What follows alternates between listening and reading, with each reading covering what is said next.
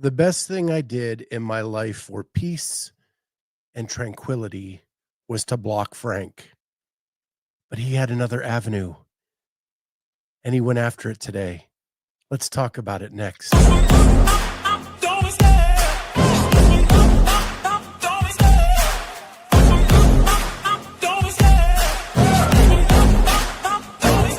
I love the chase and the hunt, and I set the pace when I'm running. I always take what I want and I always give it 100. Don't need a bank, no I'm funded. Play the game like it's nothing. I'm always thankful for something. Don't take for granted, stay humble. Now wake up!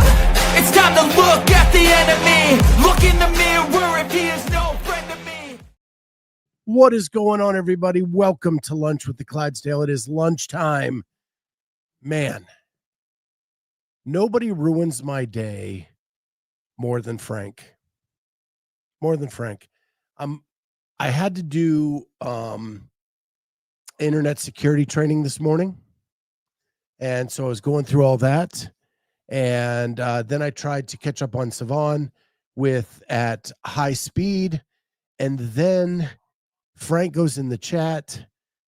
It explodes into this rant that he does all the time, just spewing his BS all over everybody. And then he calls into the show and ruins that. It is just ridiculous. He is the gnat of CrossFit. He's that annoying little thing that just buzzes around your face and you're just swatting him away, and he never leaves. He never, ever leaves. I said in the chat that Frank is a chatty Cathy doll that pulls his own string and just says the same thing over and over again, hoping somebody's going to listen. Best thing I ever did was block Frank. And that's all I have to say about that.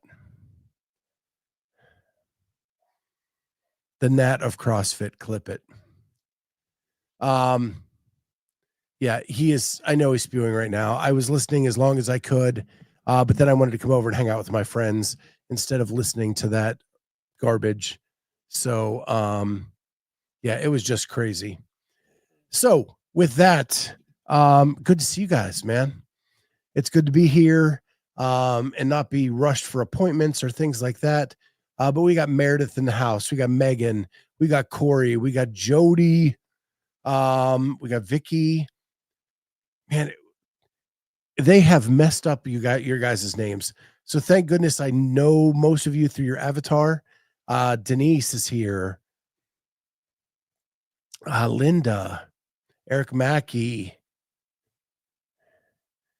Shanna.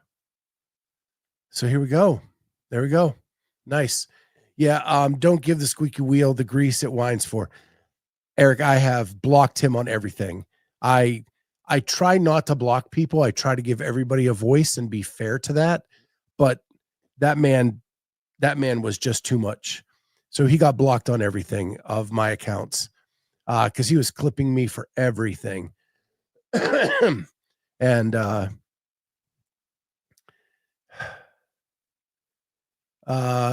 behold my avatar, the upside down black and white old guy. There we go. Nice. Amanda jumps in. Good to see you, Amanda. Here we go. So we're going to talk about our normal stuff. Last night, the Blue Jays punched their ticket to the World Series. I know that makes Carolyn Prevost happy as a Toronto resident. It's the first time that they've been there since like the 1990s. What a game. The Mariners went out to a lead. George Springer hit a home run, 3-run homer to take the lead back for Toronto, and they go on to win. And now we have Blue Jays Dodgers. I hate when the big super teams win all the time.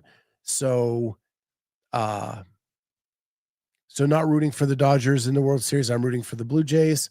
Hope they do well. Super excited to see this. I love playoff baseball. I love the tension it brings.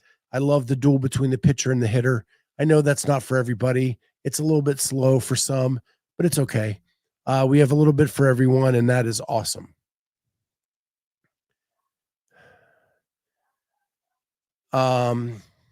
Aaron Fraser, you need a live call-in number, so Frank can call in. I have a live call-in number, but with the lunch, I don't always like to do it just because I don't have a lot of time, because I'm doing this actually on my lunch hour, and I've blocked Frank from everything. So Frank can't even come into the chat, but I guess he could call the number because I think he can still watch the videos.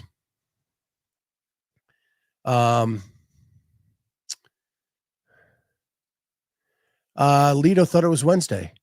I love those weeks. I love the weeks when you get a day towards the weekend when you mess it up, but nope, it's not Wednesday. It's only Tuesday. Yeah. Thank God, Aaron. Yes. I couldn't handle it anymore. I blocked him last week on everything I have. Fantasy Football League is up for grabs. 2nd through 11th place is one game apart. Yeah, I'm finally getting my act together. I think I've won 3 in a row. In that, took Howie out this week. So yeah, finally on the upswing, working that waiver wire to the best of my ability to try to improve that team. But what's going on? So we got Jess. How are you, girl? Miss you. Hope maybe we can collaborate again someday soon. So we got the Blue Jays last night. They're going to the World Series. That's awesome.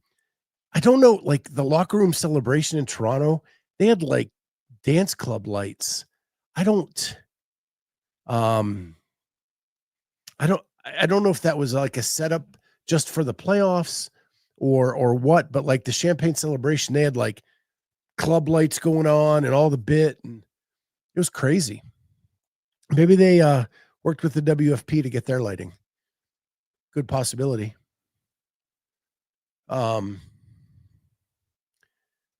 Jess, I am good. 34 weeks this week, and yes, I can't wait to collaborate soon. And you're gonna have your hands full though. Gonna have your hands full, the little one, but I'm so happy for you guys.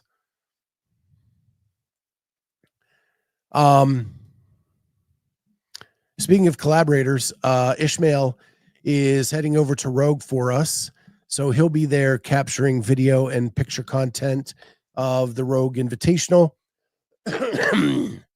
So even though I couldn't go over this year, he can. So we're super psyched about that, to do that.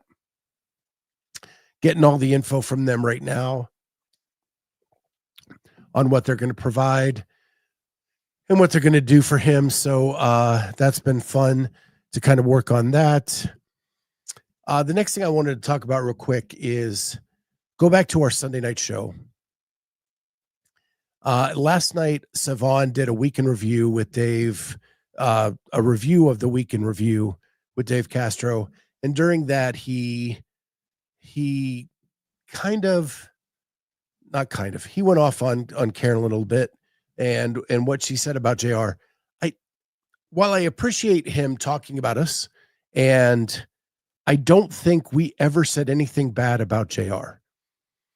But the thing that I want to say about the whole bit is we're a show. We're trying to entertain. We're trying to have subjects to talk about. And if we just agree with everything that's going on or just praise everything that's going on, none of you are going to watch. And so we have to look at things critically in a way that makes sense to us. Now, what Carolyn was just trying to say is she thought it would be cool if the masters and the elites were all in one group competing against each other and you have 2 separate leaderboards. I'm not really a big fan of that, but I let her have her say. And she has some validity to that. But I don't think we should switch the way we do competitions because there's one dominant athlete. What I was trying to say is Caroline Klutz becomes a story because she's doing something amazing. And at 37 or 38, because she's been in the Masters for a couple years, is doing something that we don't see very often, and that is competing with the elite athletes at an elite level. It's happened like in tennis. Jimmy Connor signed up for the U.S. Open one year, and he made it like all the way to quarterfinals, and it becomes a big news story because he hadn't been in tennis for 20 years, and all of a sudden he's competing with the youngsters doing what they do. It's happened at like the British Open in golf, where a legend has a good couple days, gets into contention, and is competing with the young athletes. It becomes the story then for the rest of the week. My only contention is that becomes a story. And it should have been, and that should have been highlighted more and more. That's all. That's all I wanted. Everything else they did broadcast wise was so much improved. And I think it was better than some of the Hamilton Roads production. That's all. I love the picture in picture with multiple athletes on the screen and being able to see more of the race. I thought that was awesome.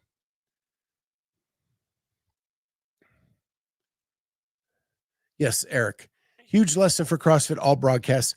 Add picture in picture, a full floor view, and can still highlight athlete races. That was incredible. It was innovative. It was fantastic, and it should be adopted by as many different broadcasters as possible. And I've said this on the show a million times. Hamilton Roads is boring to me. They are doing the same broadcast they have been doing for 12 years. I want something new. And right now, the Sevon team did a better job broadcasting this event than the other one, than Hamilton Roads has done with all those years of experience, with all the truck innovations, all the stuff. It became easier to watch because I didn't get just single shots of one athlete for the whole event. I got multiple athletes in multiple boxes or side by sides during the event, and I could see more of the races. And now because it was only 6 athletes per heat, I got great floor coverage of a whole floor, and that they did have an advantage with.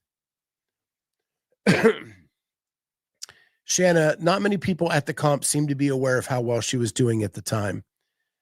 That storyline flew under the wire, which was very unfortunate. I agree. It's a shame. It's because, and Carolyn put it well in the reel I released last night, is if you're a coach or an athlete in the elite division and you're not going out there to watch Caroline Klutz go, you know she's going to post a top time. She's going to show you how to attack the workout. It was great research for everybody else. And that's where Jamie comes in and says, can you imagine if she was competing head to head with them and be able to race with them? She may have even done better than doing the workouts by herself.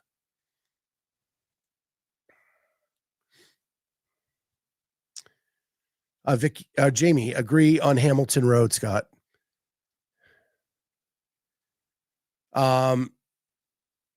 Moose, talent well at Hamilton is dry. It's just the same thing. Like there's no new graphics. There's no new format to it. It's the same order of everything that happens during the event.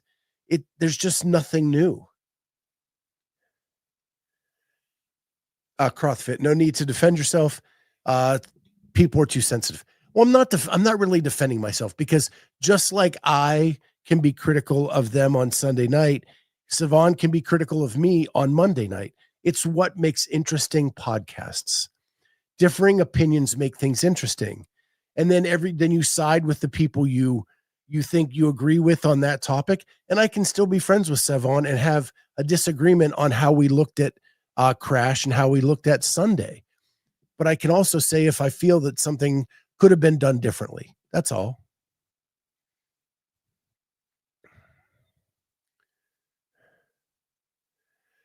Switching to each athlete as or after they finish is pointless. CrossFit every broadcast. Well, that's if they're not stuck on someone that has finished for 30 seconds and watching them lay on the ground. I think that's effective occasionally, but they do it every single race. David Reed, why didn't she compete as an elite? I really don't know why she didn't. Probably because she knew she could win the Masters division, and it paid more than every position on the podium of elite other than first. But she has agreed to come on the show this week, but she's been so busy moving, doing crash. I'm hoping to get her scheduled later in the week, and we can ask her flat out why she competes as a Masters athlete and not an elite athlete.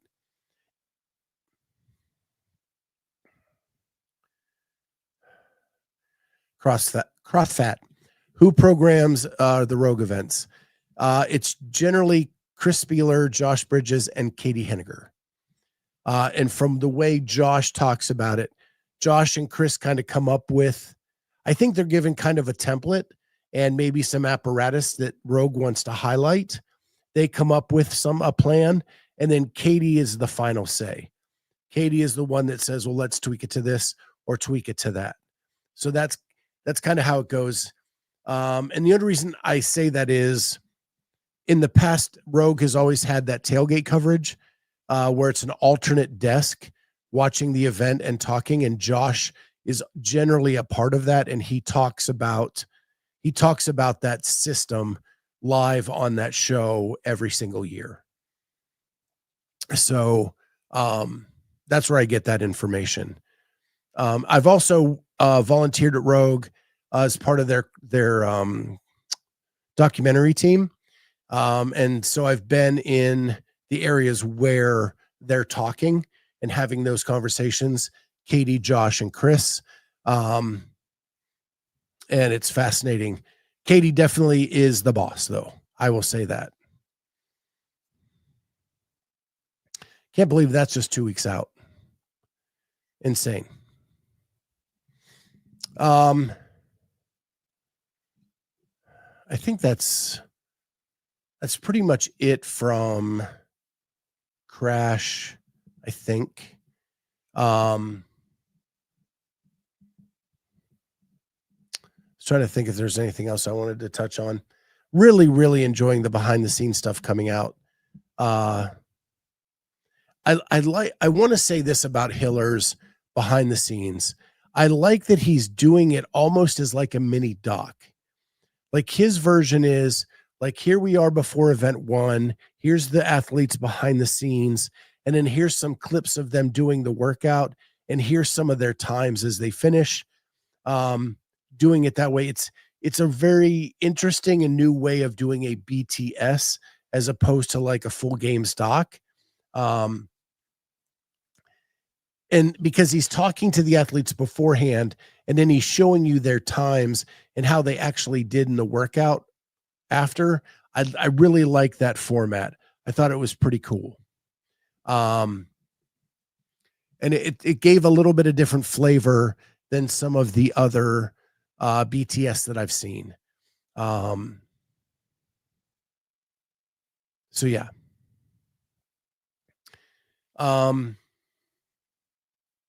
The other piece we talked about a little bit on Sunday night's show is that there was a media member on the floor that some of the athletes had to go around because that person was standing in their lane when they were moving. And everybody was asking, was it me? Was it me? And it was nobody that I really know. I just saw it. And I would name names if I knew, just like I did at WFP when I got a picture of the guy right on the person doing a GHD, like inches away from them as they were going back to the floor. And he was like right there in their face. I clipped a screenshot of that and just showed how distracting that has to be. And it's so frustrating to me because if I'm watching a UFC fight, there's nobody inside the octagon with the athletes. If I'm watching an NFL game, there's no media member on the field. If I'm watching an NBA contest, there's no media person on the floor. They are all outside the ropes. And so that is what infuriates me about media members being there, because it's already a crowded floor. You're trying to make it a spectator sport. And most of the time they're just getting in the way of the spectators or the viewers on the stream. And you can't see what's going on. And that is very, very frustrating for me, and just kind of puts it. And again, I'm a media member. I have a camera. I shoot video, but I'm not like a professional by any means. I'm self-taught. Maybe a little bit of my daughter, who is a professional, teaches me. But Jess says, get a longer lens. I agree. Shanna, that happened to me at the games.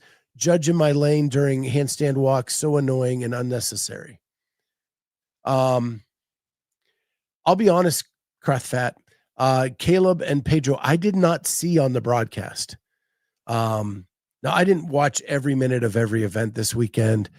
I was working on some other stuff, but they'd never became noticeable to me. This was a person, I believe, that was hired by Crash to put out reels, things of that nature. But I can't even guarantee that because I don't know who the person is. But I did not notice Caleb. I did see Pedro a few times, but never like blocking an athlete.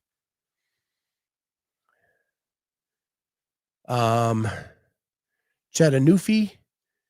It was Rick Jones and happened multiple times. I cringed when it happened with Paige. There we go. There's the name. And the media is not always paying attention to what they do on the floor. Have pics of one cameraman looking away during a video. Well, the piece I saw with Paige and apparently Rick Jones is he did not even see her. And she had to go around him in her lane to get from the flip sled to the handstand push-ups.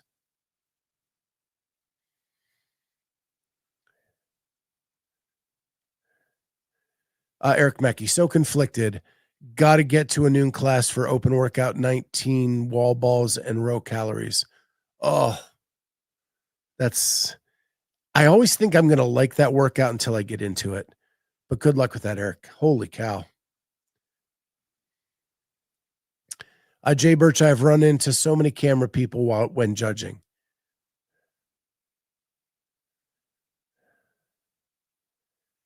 Or get higher up and see different vantage point. That's a possibility too.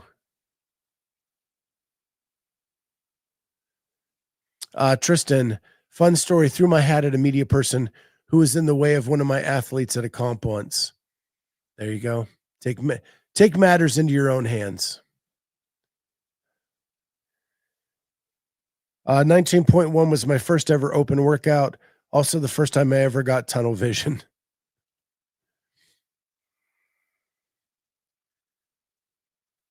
Jamie, we have row and wall balls today. Yo, 2? I think 2. She was at the Lions game last night. Maybe she's still a little hungover.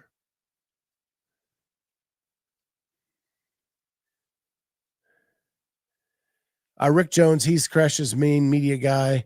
He didn't interfere with the weight loading things. Things to learn from. There we go.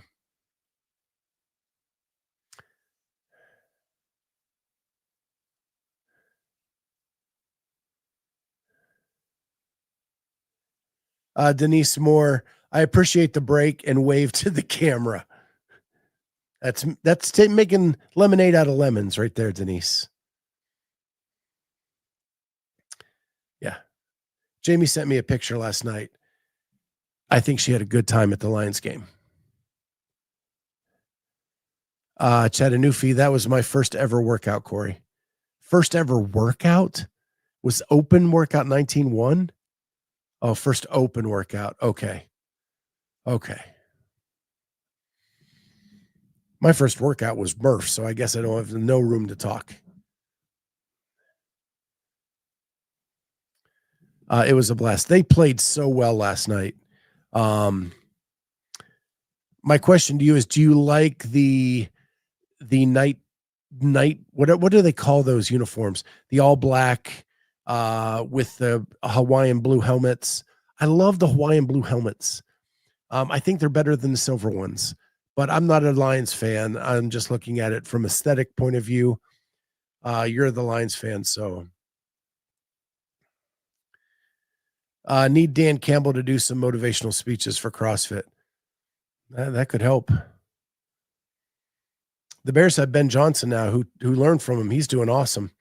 I love his speeches. Never ever did the Bears show the locker room celebrations after games, and now that they have Ben Johnson, they show that they put them out for public view after every single game now.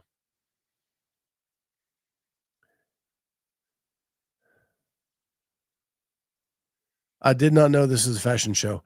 Trish, you just came in. We talked about a whole bunch of other stuff before the uniforms. I don't know how anyone affords a camera. So how I did it, Grant, was I sold off all of my sports memorabilia.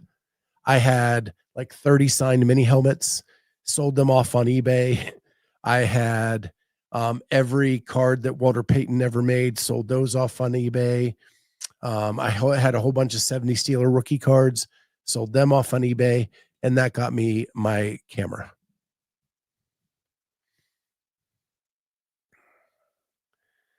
I'm just happy I got the iPhone 17 finally. That's a darn decent cam.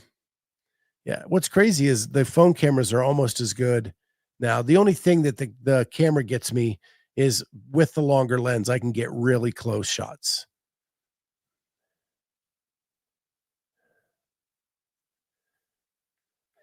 In order to get something that surpasses the iPhone, I feel like it's a $5,000 or more. I paid like $2,500 for mine, and I'm really happy with it. Now the lenses are crazy. That was just the camera body was $25,000, or not $25,000, $2,500.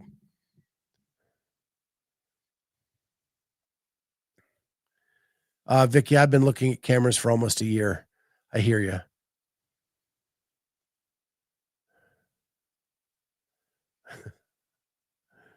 I sold off all my sports memorabilia for weed to throw a party in high school, unfortunately.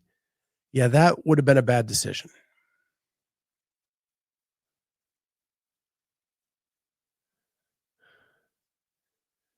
The tech changes so fast. It does. And the thing about a camera, like once you buy one, you're pretty much stuck in that lane. Like if you buy a Canon, you're stuck in Canon. If you buy a Nikon, you're stuck in Nikon. If you buy a Sony, you're stuck there. And because the lenses are so expensive, you just have to kind of keep, at least your lenses can go from camera to camera.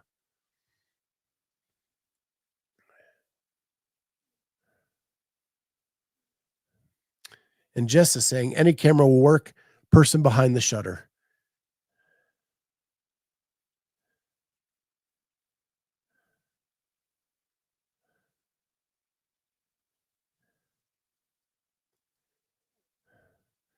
What's a good app for IG Reels, etc.?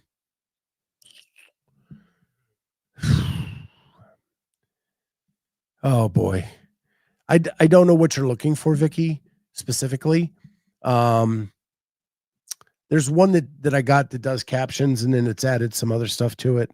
It is Captions is what it's called. It has some functionality. CapCut says Jenny. But the video software I use to edit my long form videos has just added an AI feature where they'll take my long form podcast and they'll cut it into like 10 different reels. And it's done a really good job. And it's saved me so much time with reels that I'm able to put out way more reels in a week than I used to be able to do. Occasionally, like I had a week 2 weeks ago or something, like every one it picked was just awful. And so I was just kind of stuck. But yeah.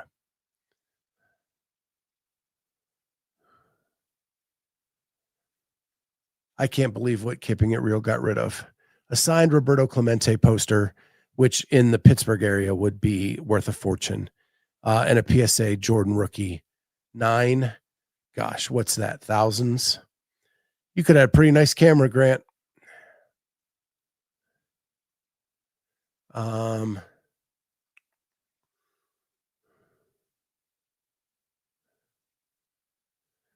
What is this I heard about JY being a grant?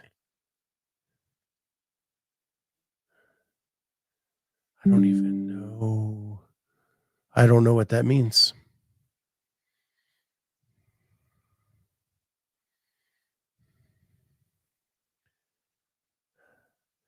Trish, what did you hear? Now I know what she's saying. Just took a second. So there. Okay, that's going to be, I'll watch out for that. The last thing I wanted to talk about, and this, I'm reminded by this because Jenny's here. During the crash competition, Colton was interviewed by the Savant podcast. He went off on a little bit of a rant about people cutting videos of their workouts, posting them, and then kind of blasting them. Not kind of, blasting them. And kind of left it vague. My question to you is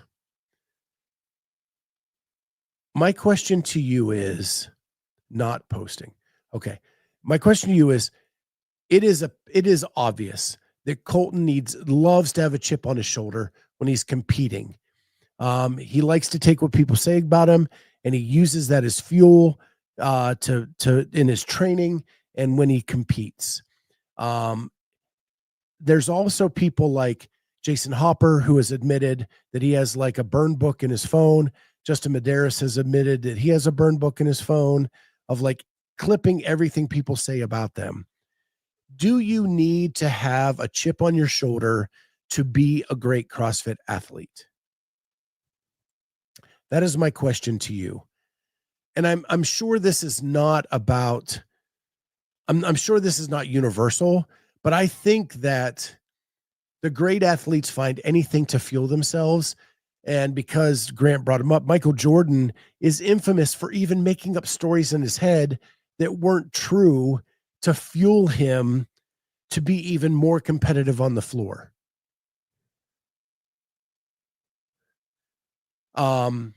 And so my question is, do you have a chip on your shoulder to be better? Tristan says no, but it won't hurt.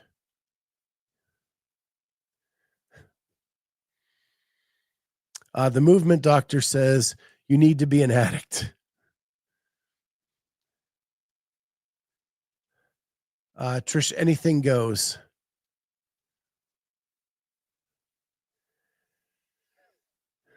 Um,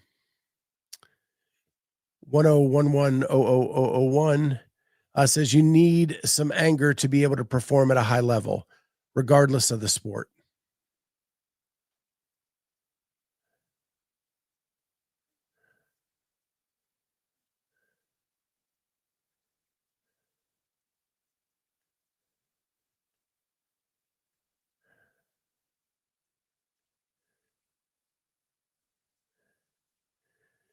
CJ, your all show yesterday was great. I got caught up. Yeah, it was a good show yesterday.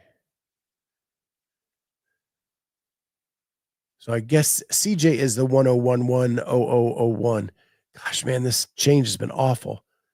Or no, the movement doctor. That's CJ. Okay, I'll figure this out at some point.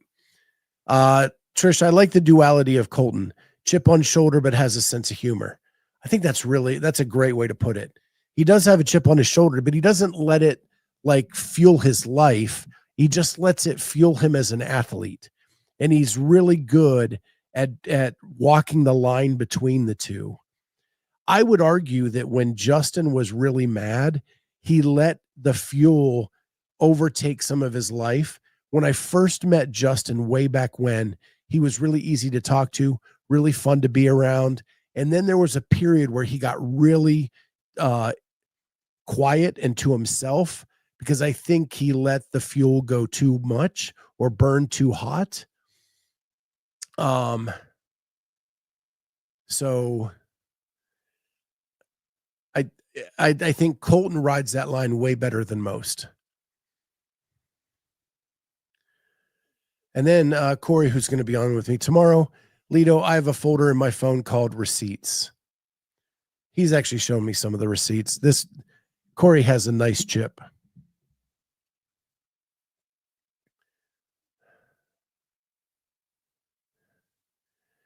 CrossFit says there's a lot of money on the line, so you need to stay focused. I can see Justin doing that.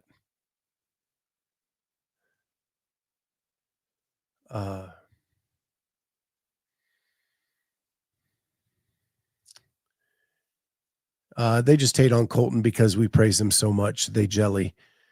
So I'm assuming Jenny is saying that he was responding to some hate he was getting from some other people who were jealous of the publicity he gets.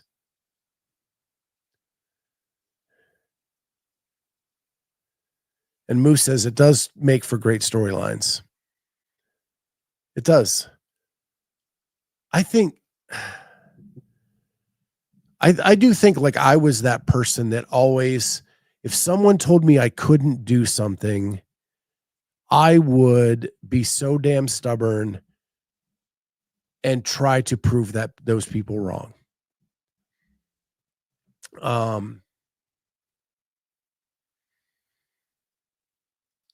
And sometimes that gets me into trouble because I don't just do that in a sports sense. Sometimes it's in life, and I need to learn to figure out where it's appropriate and where it's not. But I do think that I use the fuel. Every time I've been super successful, and we talked about this a little bit yesterday, every time I've been super successful in my athletic career or in weight loss or in CrossFit, I had a rival. I had that one person that I wanted to beat every single day that kind of looked at me and said, you can't do this. And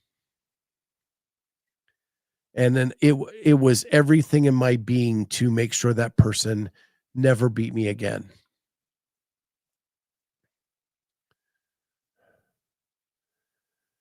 I don't think I ever kept like a receipts on my phone because back then all we had was stone tablet and chisel.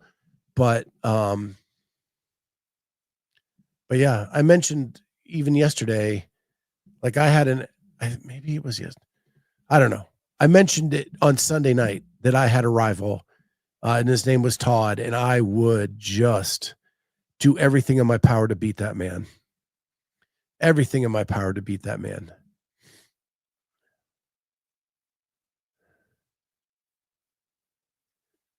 The see me, I think the longer you do CrossFit, the longer you realize you're your own worst enemy and it's just you versus the old you. I wish I could get there, see me. I think I have a problem, and I have a problem. And here's where I struggle with this a lot right now. And this is confessional time. So I have the old Scott, the 500-pound Scott, who then became the old Scott that had lost 250 plus pounds and was like 260 and getting really, really fit and would get crazy at the gym, right? Then I had a back injury and then things changed. So now it's me versus which old Scott. There's the old Scott that was like really fit that my body just can't do what it was doing then. But then there's the old Scott that I really need to be better than and get better and compete against him. And I'm having a hard time in my mind not comparing myself to the old Scott, but going after the old Scott. I hope that makes sense. Because what you say is true. It should be me versus me.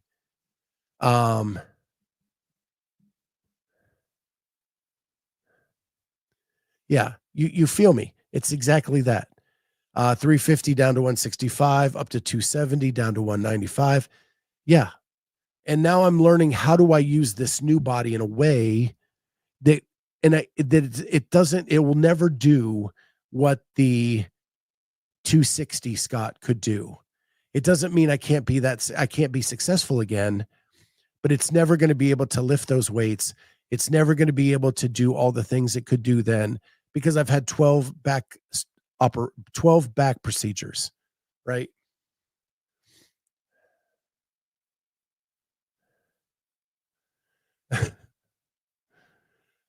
Scott, you can't compare yourself to who you were. That's no different than comparing yourself today with you at 20. All you can do is compare yourself to yesterday. Gosh, I hear you. I believe you, but actually putting that into practice is really, really hard. But the inside Scott is great. Well, I want the outside Scott to match.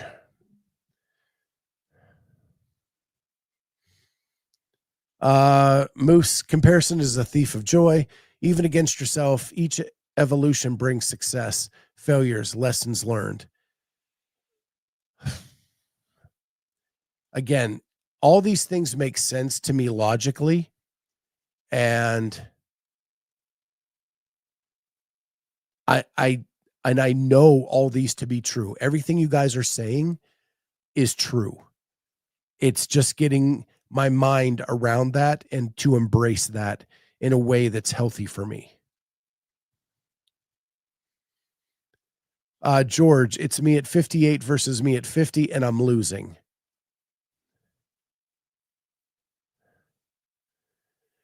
Simi, I don't have answers, but thank you for voicing that. I feel that to my core. Vicky, I get it. I lost 60 pounds on this journey, and CJ can attest how hard I can be on myself. So I'll give you the advice he gave me. Stop moving the goalpost.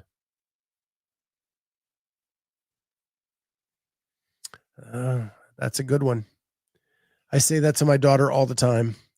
I can say that and I can mean it. Now I've just got to do it.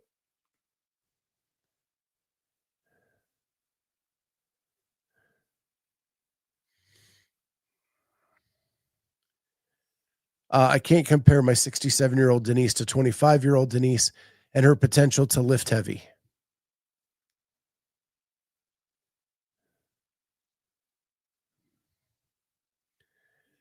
Amanda, not comparing yourself to your old self is easier said than done. It is so much easier said than done. But I'm going to work on it. I'm going to work. Meredith, it's hard. 4 kids later, and I'm not going to have the body that I did, but I can still be the best version of my current life. I'm with you. I look at my mom and I look at my in-laws, and I don't want to struggle with the basic things in life when I'm older. You know, still being able to do a burpee in my 50s is a blessing, and it is awesome. And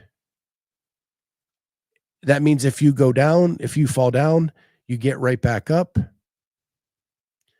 And that is life as you get older. And I want to be able to do that for as long as I live. If I can still do a burpee in my 90s, that will make me happy. Now I've got to figure out the in-between to get my outside self back to where I need it to be.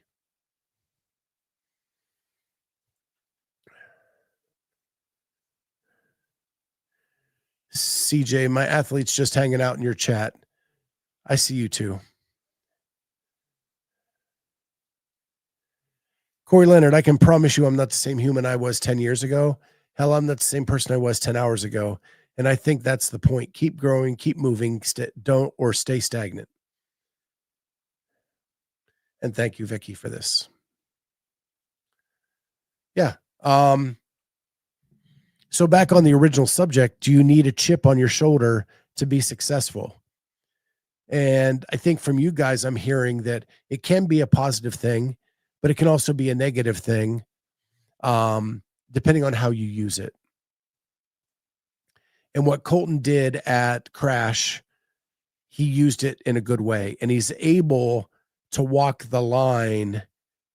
He's able to walk the line between the chip being used in the right way and not leak into his day-to-day life.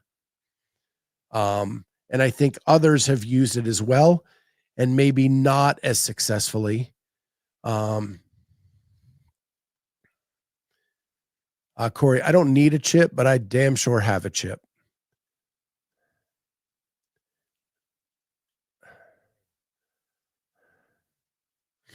So interesting conversation, guys. I enjoyed that.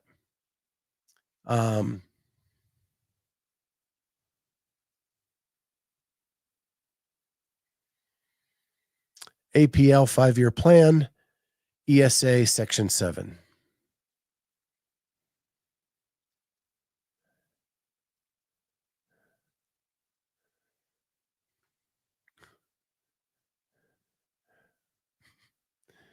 I was so confused. So confused. I do that too, Simi. I have my work computer up. I usually have the podcast on in my laptop off to the side. And sometimes I think my mouse is connected to my laptop. Yeah, and I mess up. Then I've explained to my coworkers why I'm talking about CrossFit in Teams meetings.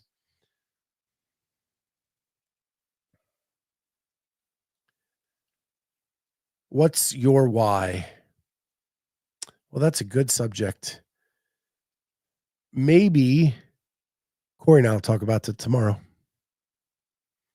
Talk about the why. That's my favorite question to ask athletes, and it's probably my least favorite question to answer myself. So yeah, that's fun. And I love that Jay Birch is turning it around on me. So maybe Corey and I will talk about that tomorrow. Because he's trying to make the CrossFit Games as a master's athlete. And I'll talk about my why. And we'll do that tomorrow on Lunch with the Clydesdale. Don't forget to like and subscribe. We are 24 subscribers away from 3K. 24. And I want to hit that so bad. I don't know why I want to hit it bad. I just want to say 3K. But if you haven't already subscribed, please do, or tell your friends to subscribe. We're almost there. Tonight, we're having dinner with the Clydesdale instead of lunch with Kelly Clark, one of the most recent seminar staff members to be added to. Kelly Clark is a red shirt now. We're going to talk about that. She's also doing a lot to help firefighters stay healthy as first responders. And we're going to talk about that. Plus, she's been to the games a few times as a master's athlete. She was an OG legend. She's done regionals. She's done sanctionals. She's done semifinals. She's done it all. We're going to talk about her and just have a casual conversation tonight. And we've been friends for a couple years. So dinner with friends tonight, Kelly Clark. Tune in 7 p.m. Eastern time. Hope to see you all there. With that, we'll catch everybody next time. See you tomorrow.